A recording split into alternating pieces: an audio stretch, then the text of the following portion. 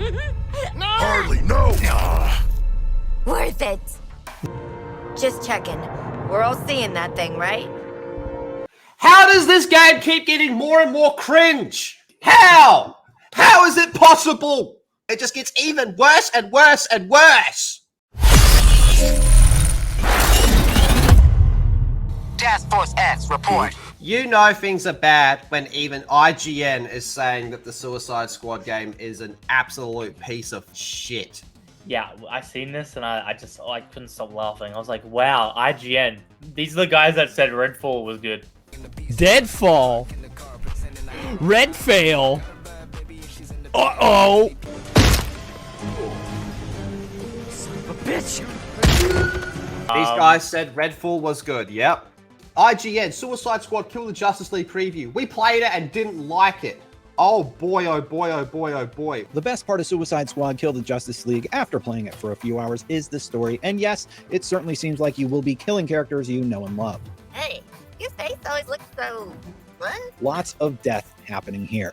That's also a big part of the problem I have with the entire premise. I can't help but shake that there's no way Rocksteady is going to let any of this stick. Our heroes have done terrible things. There will be a time reversal mechanic or some alternate Earth timeline that comes along and washes away all of the terrible awfulness that happens. That's what we said. That was in the leaks. Oh, yeah. Oh, no, you're right. Yeah, it was leaks. From enslaving a child form of poison ivy to straight up watching your heroes murder people, there's a lot here to make you feel a bit uncomfortable about the journey you're being taken on. Oh, I did it, okay? I put the bloody bomb in the head ages ago. What?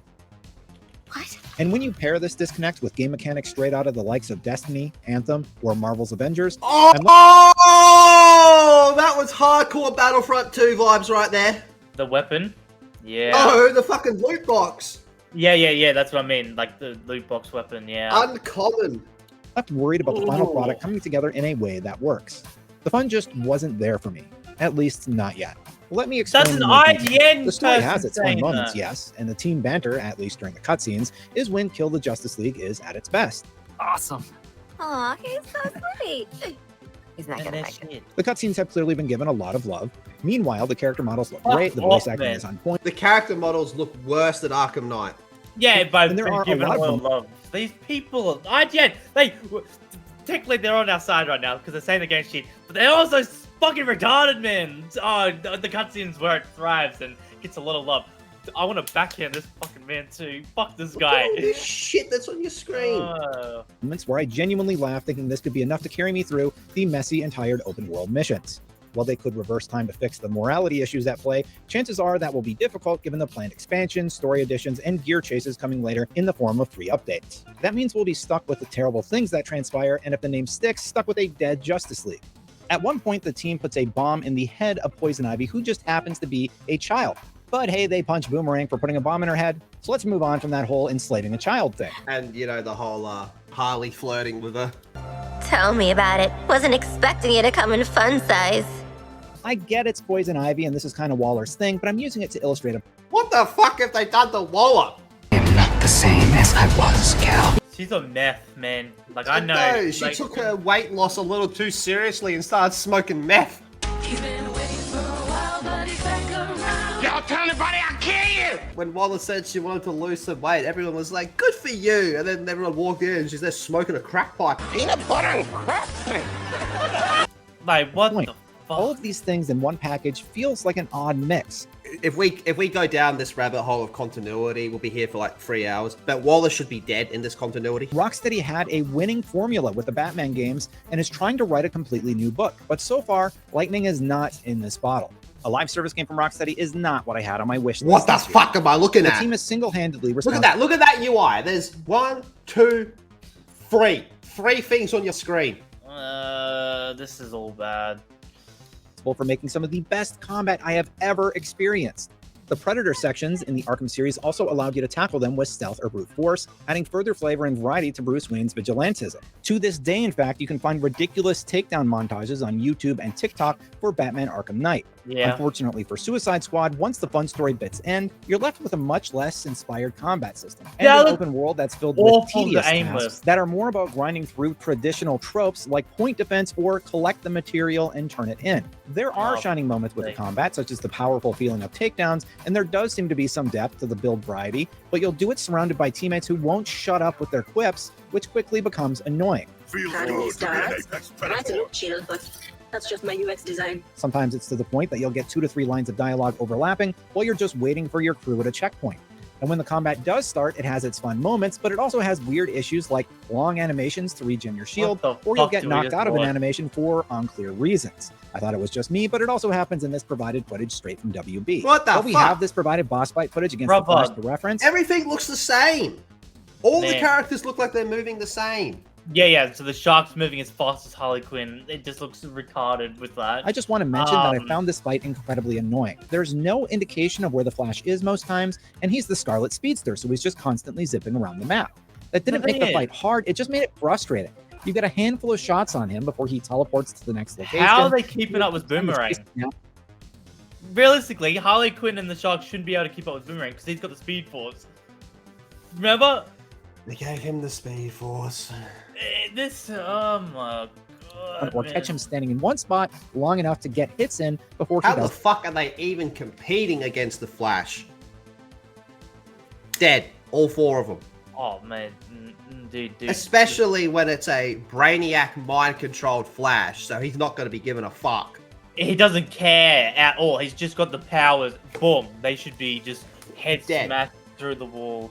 Fucking. I still believe they're going to pull some type of cop out when it comes to Superman. Oh, dude, I hope dude. I hope it's just this. I hope it's the exact same scene as Batman. It's just one bullet. It's not even a kryptonite bullet. It's just a normal bullet. I hope they go full. Bash his head in with a bat. Yeah. Was it all again? I do wish there was a bit of a he's down, get a moment, but unfortunately, it seems like that trope wasn't used. What the now, fuck WB was that also sent over some footage brother? of an experienced Shark player, Wrecking Shop, so I'll include some footage of their gameplay in this video preview to show what it looks like when someone has played for hundreds of hours versus a couple of hours at a preview event. 100 hours of this game. Mate, Who the fuck is gonna play this for 100 hours? You'd put your head through the fucking wall before that. That's a Mr. Beast count to 10 billion type of challenge. Yeah, that's a Mr. Beast challenge. Last one to stop playing gets $100 million. Yeah, like what the fuck?